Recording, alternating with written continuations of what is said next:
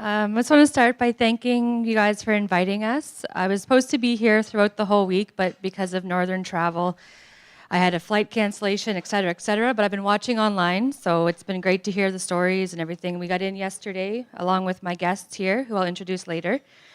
I'm going to talk quite briefly about Project Jewel, which is an on-the-land program that we run at IRC, and I've brought along a couple participants with me, so I want to give them the majority of the time to share their story, but I'll just give you a quick sort of overview of what we do with Project Jewel.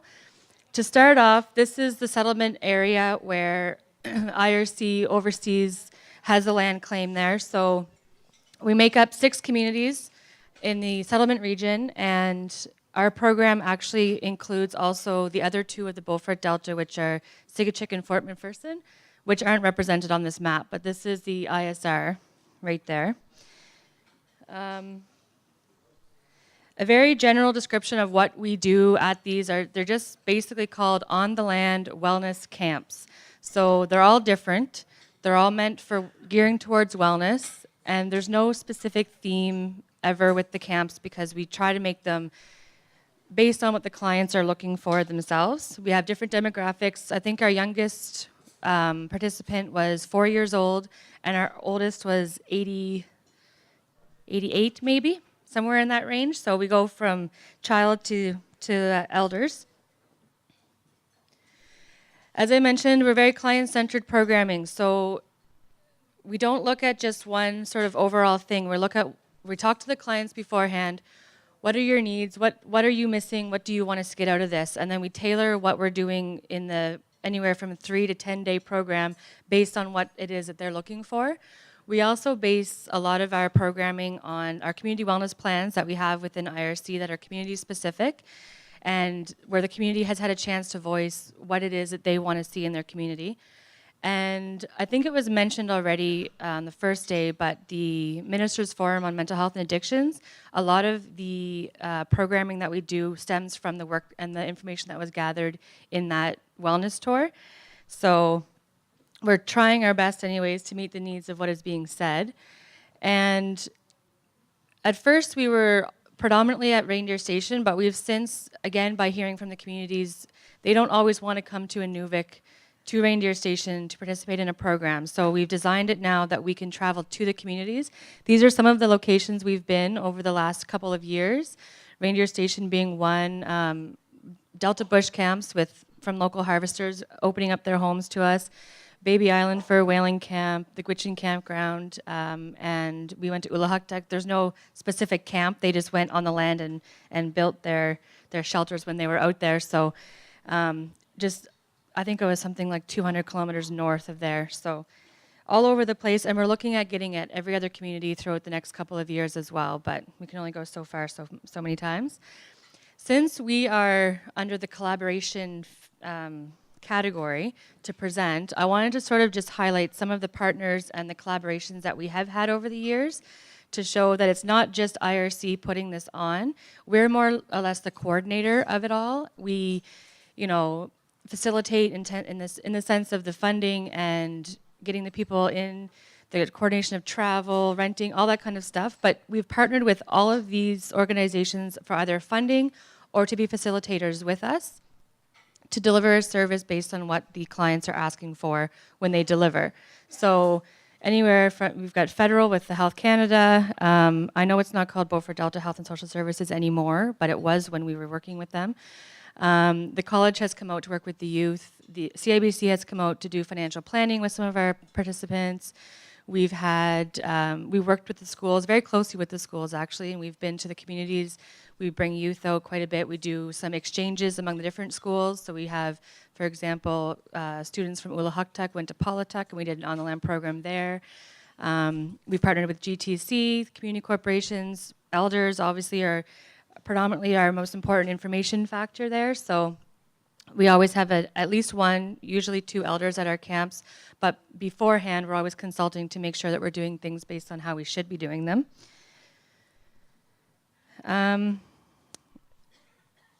What we do is There is some traditional programming that happens, or just sort of traditional things that happen naturally when we're at camp, but we also bring in some Western programming. And when I say Western programming, I'm referring to some pretty intense emotional things happen. We also often have counselors on site, depending on the theme of the camp, just to make sure that the needs are being met, because sometimes when you're doing something that's, you know, about trauma or grief, or if you've been, for example, in a family where there's been a lot of violence and things like that, and you're bringing those emotions to the front, we want to make sure that they're supported out there, but also it connects them to somebody who will also be in town. So that's part of our aftercare and follow-up, is that if you meet a counselor while you're on the land, you develop that relationship with them and that understanding, and then when you go to town, it's not so scary to approach that counselor. It's not us and them anymore. It's like we were there together, so they have that relationship. So if you want and require that additional support when you're in town, at least you already have built that relationship with the counselor that's there. But as you can see also, there's other things like for one of them, for example, that my guest here will talk about, which is the whaling camp. They got a whale. We have an elder teaching how to cut fish. There's all these different things that happen, but mostly it's just a combination of the two, and we let the elders sort of tell us how to appropriately deliver it all, but also to make sure we're getting everything in while we're there, and they're usually the guides for that. Again, I just throwed up a picture there of some different times when we had different elders teaching different skills, whether it was cutting fish, setting traps, sharing stories, just being with them out in the land, things like that. So we always make sure the elders are our guides throughout all of the participation that we do there, and also that they're respected in their roles while they're there. One piece that we didn't have when we first started this program that we've built into it since, and we could now not operate without, is the aftercare and the follow-up piece to it. I just stole these pictures off Facebook. On the bottom there's Jimmy and Peggy, part of my team that are not here with me today, but they both work with the participants before, during, and after. So Jimmy is at the camp the entire time, and him and Peggy as a team do aftercare and follow-up. So every person has a plan. So you'll see some journaling happening there. As well, anyone that attends one camp is always invited to come back again to sort of see where are you at now. So it's not just a one-time shot. And again, my guests will speak to that when they get up here. But it's important to know that when we first started this, we were talking about doing it sort of as an addictions thing, and realized that we weren't equipped to fully understand and comprehend addictions, especially because once they go home, there was no support.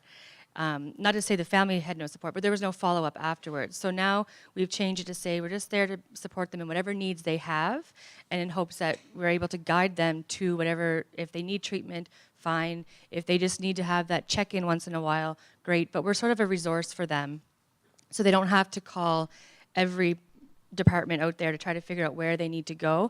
They can call one place, be it Jimmy or Peggy, and Jimmy or Peggy will then find the resources that they need for them. So it's not as, we often heard from a lot of clients, well, I already called there, I'm not calling back. They told me to call this person, and I called there, they told me to call that person. And we wanted to eliminate a lot of that stressor, and which is also a barrier for someone seeking help when they are in need. So that's what their roles are. And Jimmy might be watching online right now, so hi to Jimmy if you are. He's in Edmonton with his wife, but hopefully he's seeing this because I want him to see our guest speak later. It's been talked about before, and I've said it many times, that what we do know is that the connection to the land and culture is crucial to the Aboriginal community and in the ISR where we live. And that also that sense of sort of cultural identity, and that leads to your self-worth, your self-esteem, and your overall well-being as an individual as a whole. So we know that on the land programs are improving these things, and we know that they're important and that they should continue. That's what we know. And there was a lot of discussion about how and why do we do that with the panel that just was up here before with the evaluation piece. So what we've always questioned in the last year, 2 years, is how do we actually evaluate in a way that makes sense? Because we don't want to just throw a survey at someone if it's not really capturing the essence of what's happening with that individual. And I think it was Besha mentioned that you can't evaluate some of those things, not with paper and pencil especially. But there was also the question of why do we have to do that? And from where I'm standing, we have to do that because we have to continue to seek that funding, and we have to show that this is happening, this is working for us, and continue to support that. So that's where we're coming from in terms of evaluation and why we want to see it happen. We do have, currently, we're waiting for the approval or not, but we've put in a proposal to do some evaluation on Project Jewel specifically that will be a one-year project for the evaluation, but then we'll roll into delivering it or expanding it with other programs in the region or in the territory or across Canada or wherever they may want to. But the basic thing is that we have tried many times to evaluate and we've always failed. We don't know how to properly do it. I think we were coming at it from the wrong lens. So now what we're looking at is basically to use a different approach where it's not a survey, it's a sit-down interview with individuals, it's a sharing circle, it's through journaling, it's through photo voice, it's through storytelling with past, present, and also participants, and also policymakers, program facilitators, anyone who's involved in the project, and just sort of get a full scope of capturing exactly what we should be doing to make sure we're doing things properly. And then to show, is this working or is this not working? So originally, I was actually on the planning committee that was assisting with organizing this, and they had asked me if I'll come and speak about Project Jewel, and I kind of said, yeah, I guess, but everyone there has probably heard this speech a million times. I've spoken about it many times at different conferences, so there's a lot of you who have already seen me talk about the program. I said, I'll come, but I want to bring some participants with me, and they said, sure, that sounds great. So, because what I wanted to show is that how we see evaluation of our program is through participants like Denise and Daniel here, who I'll introduce in a second, and just when they're able to share their story and show that what's being done has made a change for the greater in their life, to me, that's all we have to say, that, it's like drop the mic situation, like we did it. But also, how can we capture what they're saying and share that with other people? So I don't think I can tell the story any better than they could tell the story, so that's why I wanted them here. Without further ado, I guess we could just say that beside me here, we've got Daniel Cockney and Denise Cockney. They have participated in numerous camps, so they're a prime example of they came to one, they were invited back to another, and then they willingly came to multiple after that, and they will talk about that. They've traveled with me yesterday from Tuck, all the way from Tuck down to here yesterday, and are here on the stage. Do you guys want to come up here, or do you want to sit? You'll stand? Okay. So they're going to take turns. They're going to share their story a little bit, and they've also shared some personal pictures with me that I'll be flashing through for them as they're reading out their stories. So please join me in welcoming Denise to the mic to start her story. Thank you.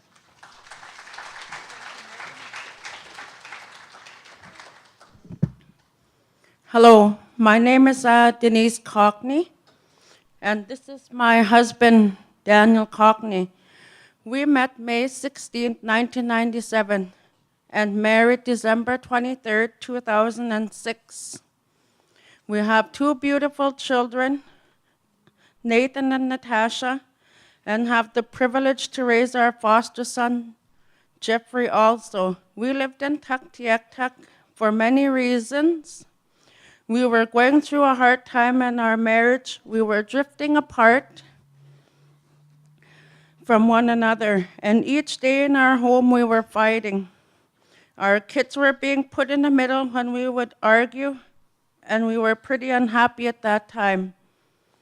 When I was at work, I came across an advertisement for a couples workshop that was being held with the IRC. When I asked my husband if he wanted to go, he didn't respond, but I told him we needed help with our marriage. After 3 or 4 days, he agreed to go.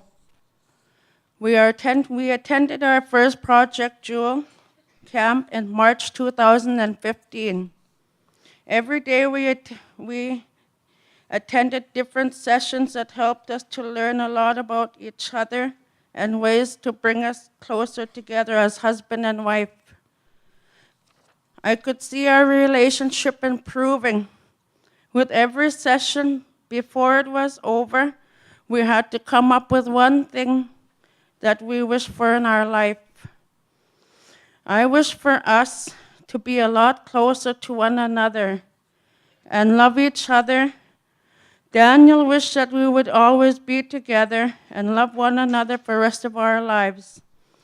After returning to our home community, we would get comments from others saying, "We look a lot happier together," and I would just smile and tell them we attended a couples workshop that really made a difference. It helped us through a hard time in our marriage.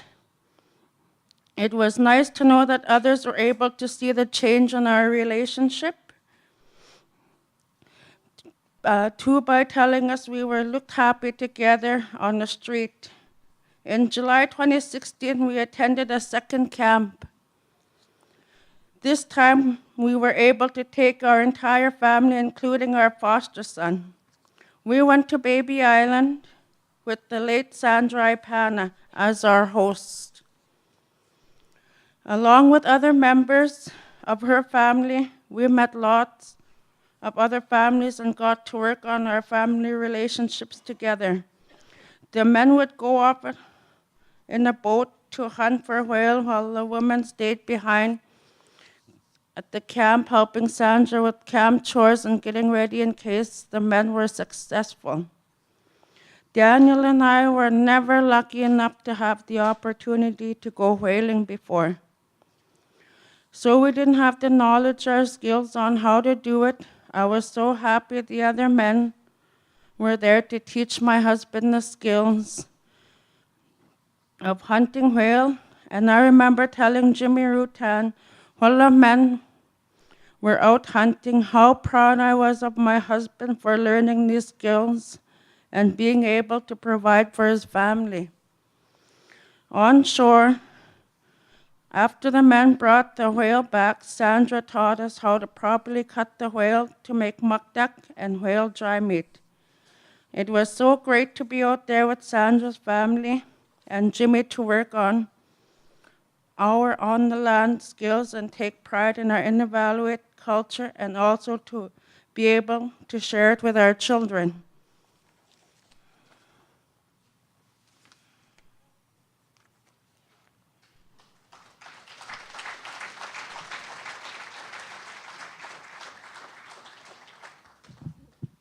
Hello, everybody. Yeah. Our family attended a third camp in September 2016 at Reindeer Station. At this camp, we went fishing, and the kids learned how to cut fish with the elders, Lily and Elias. We also explored family roles and effective communication skills. Last year, my sons Nathan and Jeffrey and I attended a 5-day father and son trapping camp with an elder couple who lived mostly on the land, Angus and Frida Alunik, along with Jimmy and others from the region. This program was meant to teach the skills of trapping, and we got to take skidoos to the trap lines just about every day to check them. It was a lot of fun. We even got to see a herd of moose that were that week. They were hanging around Angus and Frida's trap line, but unfortunately didn't even get anything in the traps we set. We also did things like build a Quincy as a group with the other fathers and sons to work on family togetherness. Between the camps and ever since, we have always kept contact with Jimmy Rutan at IRC, and he's been able to assist us with little things we needed along the way. But also, he just checks in sometimes to see how we are doing and making sure we are still happy in our family. I have told him that I wish there were more camps like this and that more families could experience what we have. Thank you.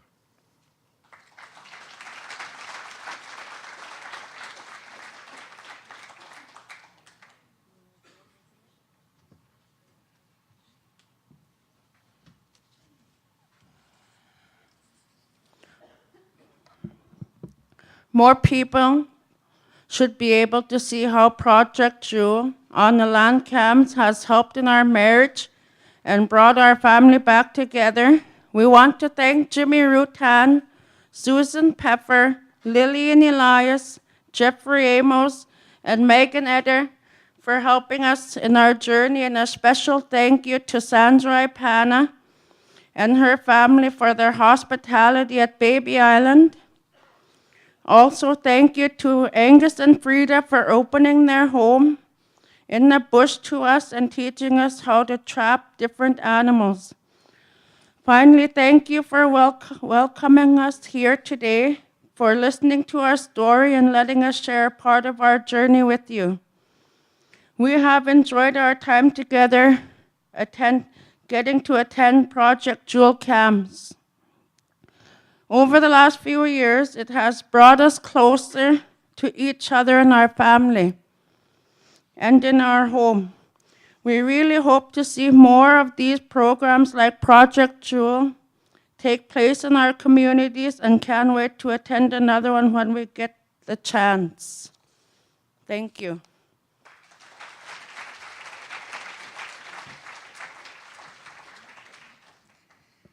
So I'm not sure if there's questions specifically now. I don't know what time it is, or if we used up all of our time or not. Okay. Well, there you go. Lay them on us then.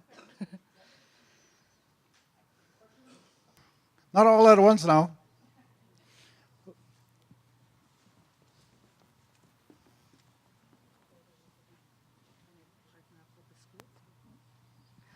I have a question. Being a teacher with the language program and always wanting to be out on the land more than just a day with kids, is there a way you can partner up with schools where we can do something similar to what you did with couples, but with those children that don't get the opportunity to go out on the land and experience it for themselves and get in touch with the land?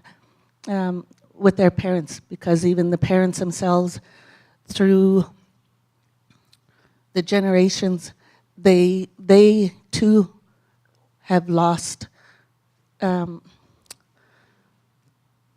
knowledge of being out on the land because of, I guess you'd say, the residential schools, and that they weren't able to get that experience.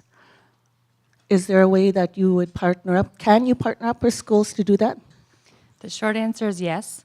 When we first started, it was based on individuals who would sort of refer themselves and say, I want to attend this. And then what we realized was the impact that was happening on one individual, it wasn't enough, and that's where that follow-up came into, where they were invited back with their families. So that's why Denise and Daniel spoke about 2 camps where they attended with their family. There was other families there as well, and that was exactly the reason behind it. We haven't yet gotten to the point with the schools where we can extend into the family, but we're working on that. So yes, Okay. is the answer. Because nice to put a name to a face. I was involved with the East 3 exchange last year, myself and my colleague, and they went to Reindeer Station, and then they went to a camp up towards the coast, and the kids really enjoyed that. Yeah. So We were hoping to keep on building on everything that we start, and that's where the collaboration piece comes in. If we go back to, that's how many partners we have, not formal partners, but that's how many people we have partnered with, because we have to. There's only 3 of us, right? And there's 6 communities. So by having those partners, we're able to extend a little bit further than just one camp here and there, and try to do follow-up and build on that. so we'll be partnering So we'll up be very soon. We'll be in touch then.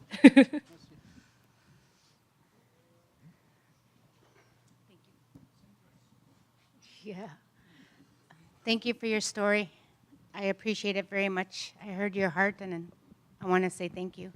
My question to you is, when you walk with couples and you give them skills that they're able to stand alone, do you also work with the couples that successfully complete to become mentors themselves in their family and their children, to also be mentors for other people who come into the program? We've been going for about 4 years, and we've only started that this past year. So we don't, the couples camp that they talked about is one of many camps. So we haven't gotten that far yet. The answer is no. But what we did start with we've had a lot of forgiveness workshops in the last year because it was something that came up from community consultation that there was still a lot of anger and a lot of hate and a lot of people stuck in the past. And so so one of our main focuses was forgiveness in this past year, and that is why. And so in doing those programs, we kept on having the invite back, and they would do sort of the next level, which made them the community sort of leader in that, and then build that resiliency in the communities. And step 3 is to now take the program into the communities so that that community champion can be the lead of it in their community and rally the troops, if you will, in terms of their community members to be a part of it with them. We haven't got that far with couples yet. We just did the individuals so far. Quiana. I'll get somebody to sing it. No?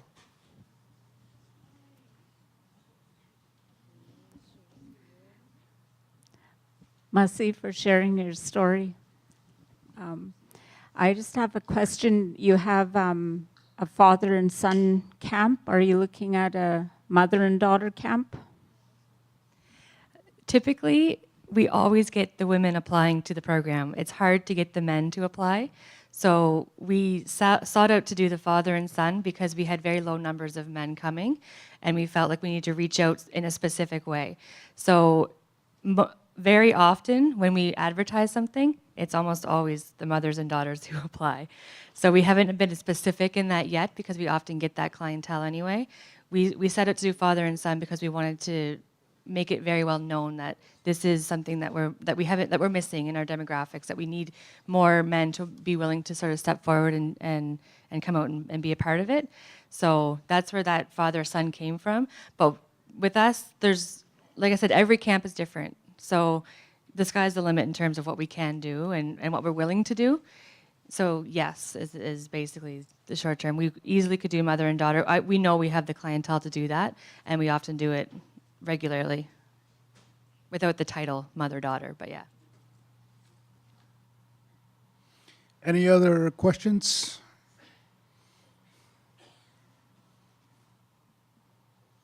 Anybody else? Well, maybe I'll ask these. Would you recommend it to other people? Would you say that other people should do, other people from the Pan Northwest Territory, Pan North, do something like this about the... Yeah, I would. That show would help a lot of people with, a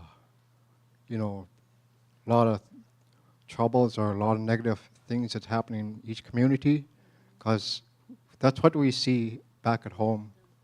There's, because our home is isolated, there's a lot of negative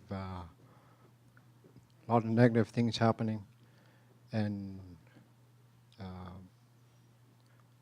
I think it would really benefit the community more and more if we see more projects like this through Project Jewel. It would help out the community a lot because what people do back in our home, the bad stuff, the negative stuff, people are passing away slowly because they're doing the wrong things because there's nothing else to do, so they do the bad things instead. But I sure would recommend this to more communities to participate more, should make families better and more happy. That's what it did for us throughout the years since we started attending. It sure helped us a lot in our marriage. And we thank you, Megan, thank Project Jewel for that. And we see a lot of changes through Project Jewel, and it's going to benefit for everybody, not just for a certain couple, but the whole community. Yeah, I would recommend, for me, as a mother, my son was going through, he was trying to quit school. and things like that. But I talk to him, tell him, let him know where I come from, how hard it is, to see kids drop out of school. They're getting into things, like B and E or whatever, and I wish there was more programs, for other family to see what we've been going through in our marriage. I almost left. I almost did leave him. But I know in my heart there's another chance for me to save him. I almost did gave up on him. But I knew it took me a while because he never responded back to me when he told me, when I asked him if he wanted to go for couples workshop. It took him a while, and it put me down for a while. I didn't know what to do. I went outside, and I started praying to God and asking God to help me, to help him come with me on this Project Jewel. 4 days later, he gave me an answer. He said, yeah, he wants to go. I was really looking forward to this. But I would like to thank Megan and them for helping us on this Project Jewel. It really did help us. It really did. Brought us closer together, made my kids happy. I really like it, working with Megan and them. Wow, that's, thank you. Thank you. And Megan, maybe I can ask you, what are the biggest challenges in running a program like this? I know we talk about a lot of the good stuff, but what would you say would be the biggest challenge in carrying out a program like this? Our biggest challenge is the weather. Because if it's not winter, all of our communities fly into us, and so we depend on weather. We do have the ice road to 2 communities right now, but again, even I think last week we had a camp on the go, and 4 participants couldn't make it, and so that makes a big change when there's a storm. So that's one of our biggest challenges, but we always just sort of push it through it and keep on going. And it's been mentioned many times before, but funding is always, of course, important.